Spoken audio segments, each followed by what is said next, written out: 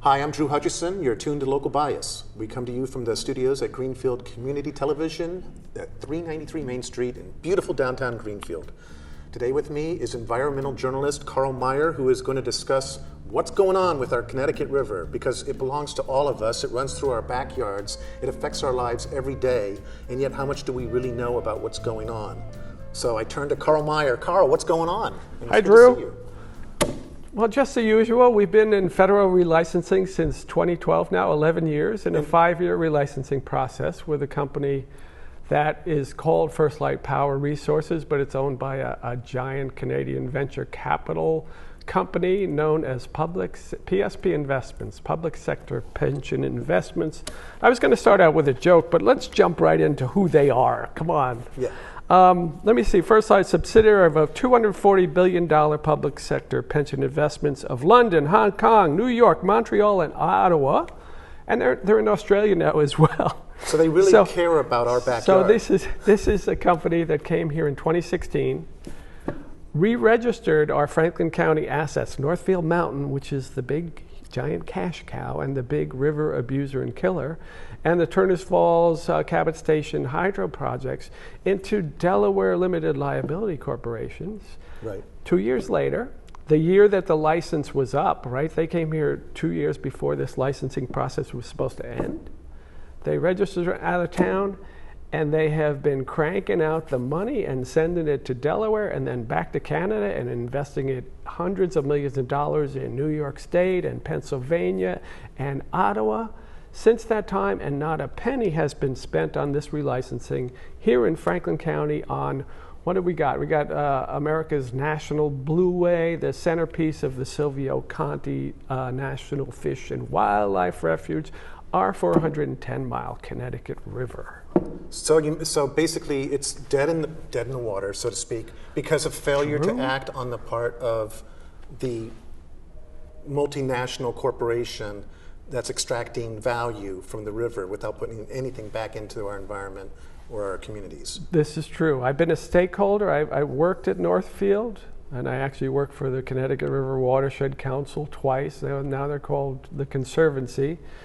And walked out on all those jobs because nobody was protecting the river, nobody was doing anything. And I was just looking back at my resume personally, I don't really have a resume, but 29 years ago, when I was a graduate student, I wrote something called In Defense of a Free-Flowing River for the Connecticut River Watershed Council. 29 years ago, this was about, they wanted to re-raise the Enfield Dam down in Connecticut. Basically, it would have been a bad idea, would have blocked fish. Free-flowing river. And it accomplished everything it needed to. They have yet to rebuild that dam, which was a low-head dam, right? So here we are, almost 30 years later, and I can't even imagine that I am sitting here on New England's most unprotected watercourse, most valuable, Western New England's sort of lifeblood, right? Critical artery, and it virtually flows backwards here in Franklin County.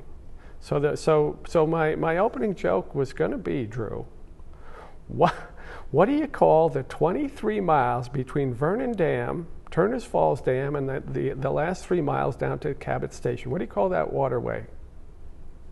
The Sushi Canal? No, what do you call it? No, that's the other one. No, Canada's Cash Cow. Oh, Canada's Cash Cow. Canada's Cash Cow. That's not a very funny joke. Okay, it's not a very funny joke, but I needed to lighten things up, and it's not working. So let's go to the next one. What do you call what do you call the 3 miles? Well, actually 4 miles from Northfield Mountain downstream past the Turners Falls Airport to the Turners Falls Industrial Park. Right.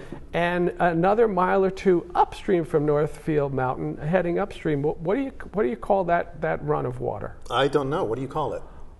The Dead River. That's the Dead River? Yeah, and I brought... Doesn't sound like a joke at all. No, we have to do this. Okay, I so gotta say, you brought this, and we'll pop it if we need to. But we have a video, a little prop here. This is about 2.5 miles of the Connecticut River. This is people are familiar with the area. That's Turners Falls High School. This is the industrial park. The airport would be somewhere over here. This is the Connecticut River. The Turners Falls Dam would be somewhere down here. All these arrows, Drew, you notice that they're pointing up? They're pointing in this direction. So, okay. So we're going from the industrial park, we're going we're going towards Canada. Right. This is a river that is flowing backwards, right? Well, that's not natural, Karl. From the suction of Northfield Mountain, right? And this attaches down here, right? So this, you continue, and you have to tilt this. This attaches down here. We're still going upstream at about, let me see, a foot a minute.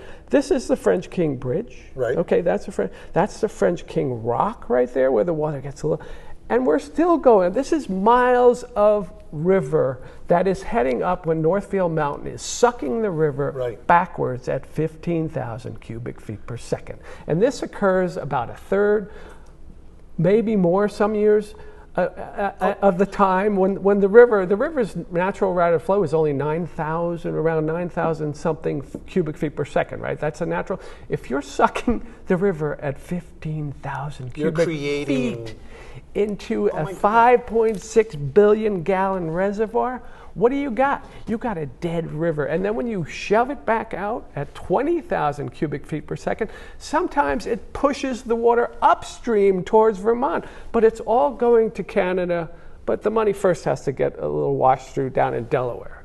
Right? And this company, their motto, their investment motto, their global investment motto says, we pay the absolute minimum amount of tax required by law, and we do it by the book other than that.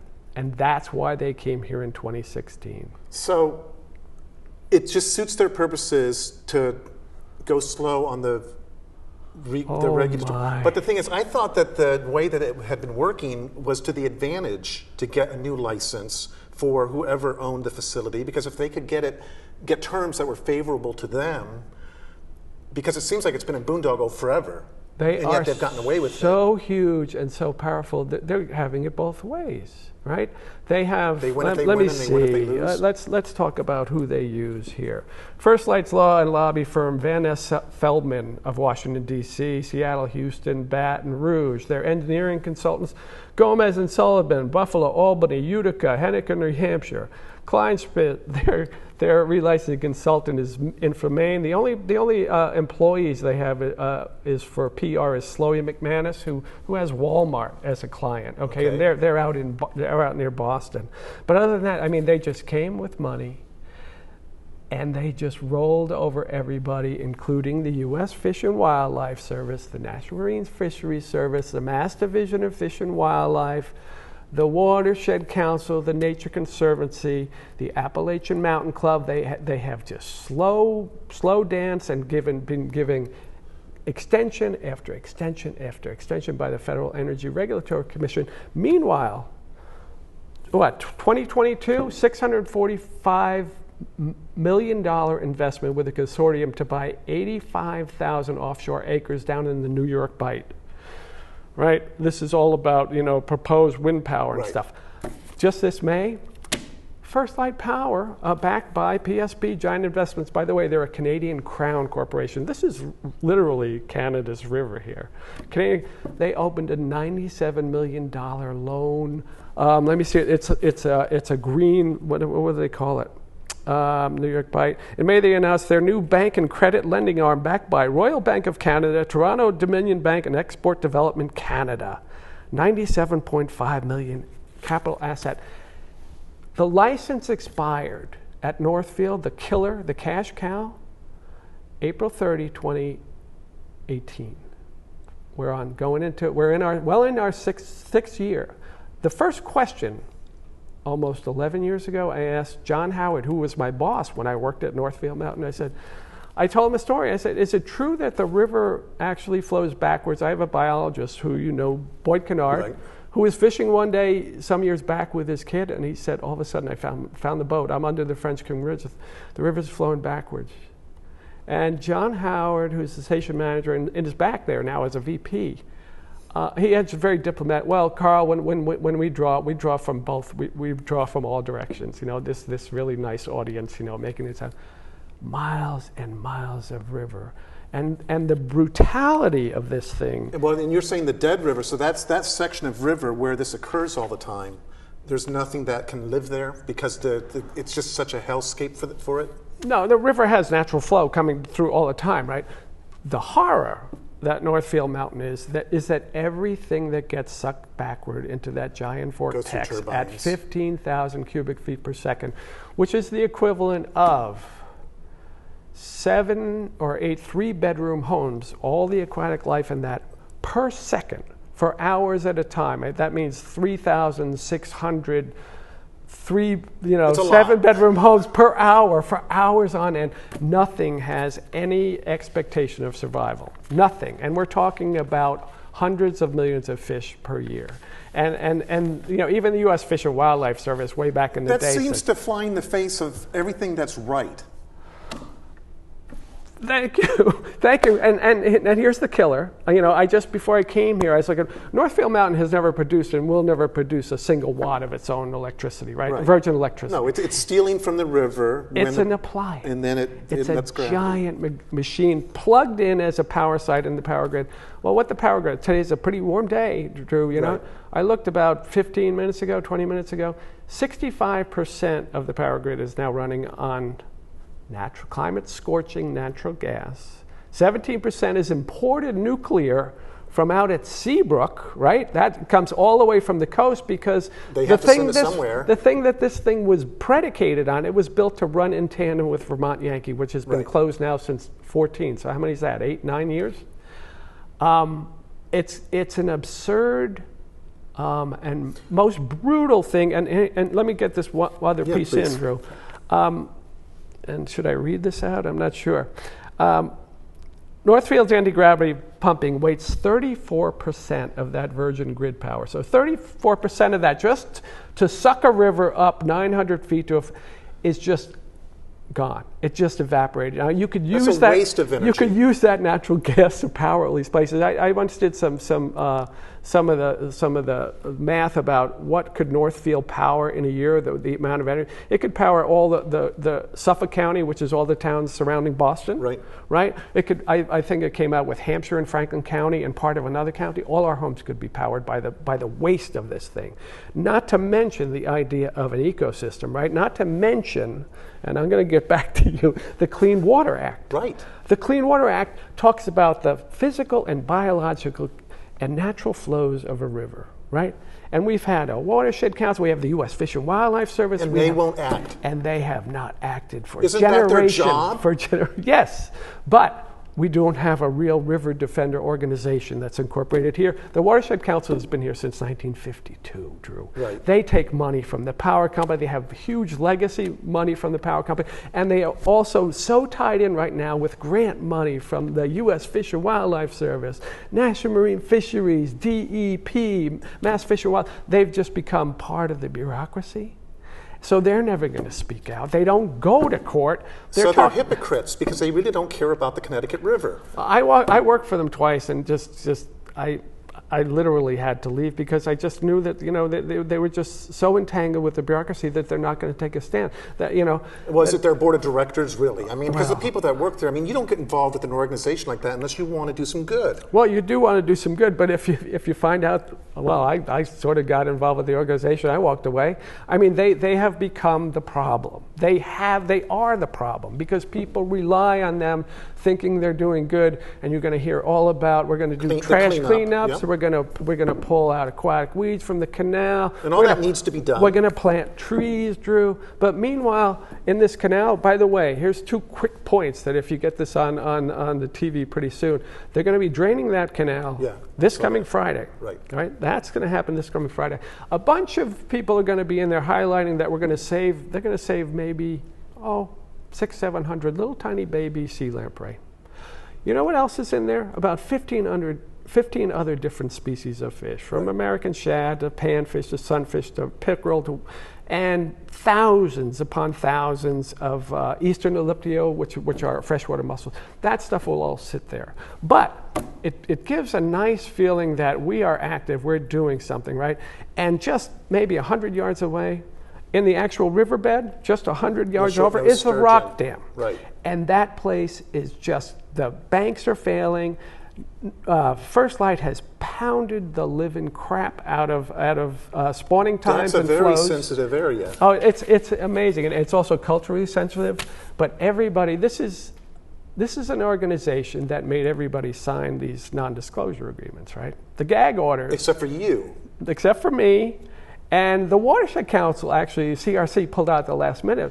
But, you know, they're taking a small stand for like a parting gift. They want to talk about the what's called the 401 water quality certificate, which is done in Massachusetts, right? But they're talking about what's below the dam.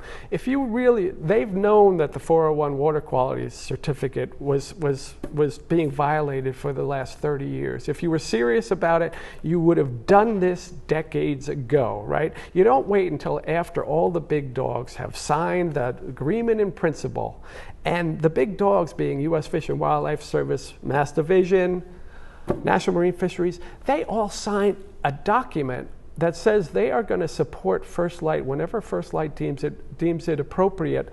You have to come along and defend this agreement in principle to the feds and to the public. And they literally signed their names to this thing that what I call it First Light's grim obedience clause. So basically they have no integrity.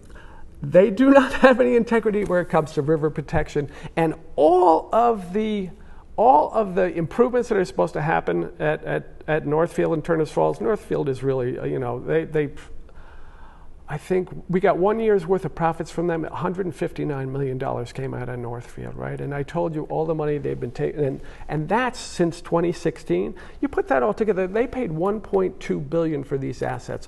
All the money is going exported out of here. Well, I mean, a business has a right to make a profit. The issue is when you're making a profit by ruining an ecosystem and bullying people and acting but not in the public's best interest.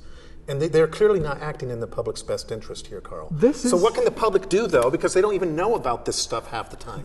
I mean, this is venture capital in its ugliest form. I mean, because the longer they draw it out, they win either way, right? But what can the people do? What can the public do? Drew, I'd like to say that they could throw themselves at the dam, you know, and you know, sort of, you know. The thing I've always been hoping for and praying for, and you know, I do live for this stuff, you know, and you know, I wouldn't be sitting here when it seems pretty hopeless, and it has every time we've gotten together, unless I thought that this was something worth fighting for. Right. The one place I would send people, there's if you can find them online, Connecticut River Defenders. Okay. And they've, you know, the Watershed Council, CRC, they've never even stood in front of Northfield. These guys actually, they snuck into Northfield and stood on top of the intake at some point. They blocked some buses recently when First Light was having this big little jamboree about hydro, and they took people up to Northfield from Springfield. It's not a hydro plant. It's a climate-killing natural gas and nuclear plant, right? And all the investments that they have gotten agreement in principle with our federal and state agencies, they're all so backdated that they're not going to be spending money for another. We're not going to have fish passage that's been designated until like 2034, and it still lets the river flow backwards. How can you even call it a river here in Franklin County? I mean, it is an otherworldly thing that flows backwards and kills everything that goes inside, and that is not going to. That is slated to continue till what? That 2073. We may not actually get a license signed for another year or two. Where are the lawyers on behalf of the river, Karl? Well, here's one thing that if you're a young person or you happen to have a bunch of money, I mean, this is what needs to happen. That this needs to be challenged. You sue the EPA, you sue U.S. Fish and Wildlife Service. You need to take it to that level, right? And that you get into a courtroom, expensive, right? And none of these NGOs, they don't go to court. They have a hand-holding sort of. They're collaborators in my view. But I did try to hook up. There's a guy named Greg McGregor, who's out in Boston. He's sort of an old lion, right? And I got them in touch with the defenders, and they had a conference with them, but I just don't think there was the energy there to do all the stuff right away. But I mean, that's what it would take. You get a hold of somebody like, because Greg McGregor actually wrote a lot of the wetlands law back in the 1970s in Massachusetts. Some of it was groundbreaking. That's what you would have to do to save a river. This is a 4-state river, Drew. It's not Massachusetts river, and it's not Canada's river. Right. It's our river. So if you know somebody that has big bucks, you know, some young people, first, you know, you can say, okay, first, you know, try the Defenders, Connecticut River Defenders online. They need some energy. They would love some energy. They are the people that have stood. They're there being activists, but the thing is, it's the lawsuits that really have the greatest chance. If you don't find your way at this point into a courtroom, you know. And where's Jim McGovern? Drew, I think we've gotten to the big side point a couple of times in our conversations. This is Boston policy. All our energy is imported. They're falling all over themselves in Canada. There are big lines that we just forced Maine to have a 1,200 kilovolt line get plowed through theirs to come to Massachusetts. There's another line through New Hampshire. So you're saying Massachusetts is so hungry for energy that we're willing to accept energy that's not even make. Oh my God, we're about 90% import energy. We've never taken responsibility of our stuff, and they want to use this river, this four-state river, in the absurd 34% wasting energy, and the promise is they're going to build, and it's taken a long time to build those windmills offshore. Then they're going to take those windmills, 150 miles away?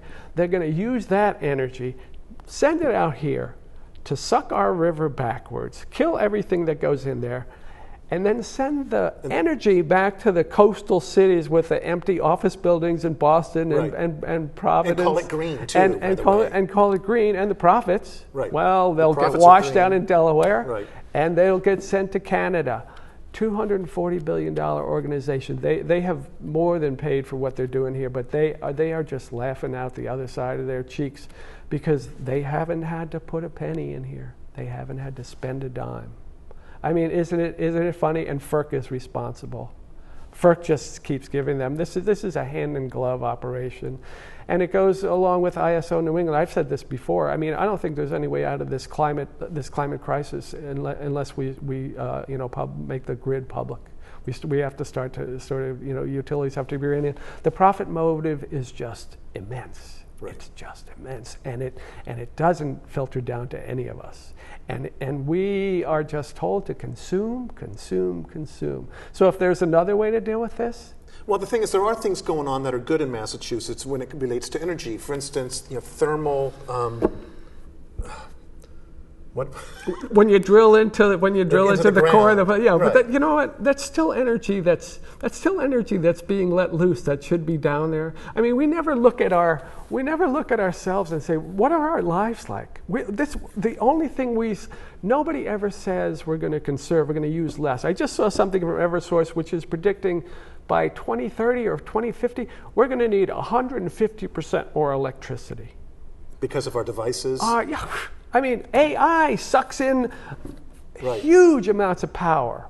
It is an amazing thing. You go to the grocery store and there are 8 self-checkout lanes, right, with these monstrous machines. And then, some of us will try to save a few jobs and, we'll stand in line and pay cash. And cash is the quickest thing through there, and they're not spying on you 24/7. But this is our lifestyles. We are just marketed more. So if there's another way to end this, Drew, consume less. Take responsibility. We're a country that loves the individual. We'll start taking responsibility, and then the corporations will have to follow. Well, I think what's happened is that we have been trained to think of ourselves as consumers first and as citizens second. And I think that harms all of us, quite frankly. Karl, thank you so much for coming on the show. We're done? Let's do another half an hour. Well, we can't do it today. How about other things? But seriously, if you want to come on, I'll do another show with you soon. But we do need to start wrapping it up. All right. And Connecticut River Defenders, they have been solid. They would love some more energy. So is and it my phone number, ConnecticutDefenders.com, or do they have .org? .org? Just Google in Connecticut River people Defenders. Can call you and harass you.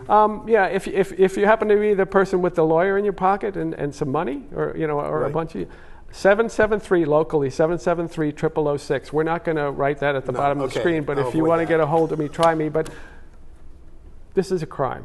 The Connecticut River is a crime scene in Massachusetts, and Franklin County is dead center of that crime. So, but about coming on again. Now we're doing local bias again. The kids are back in school.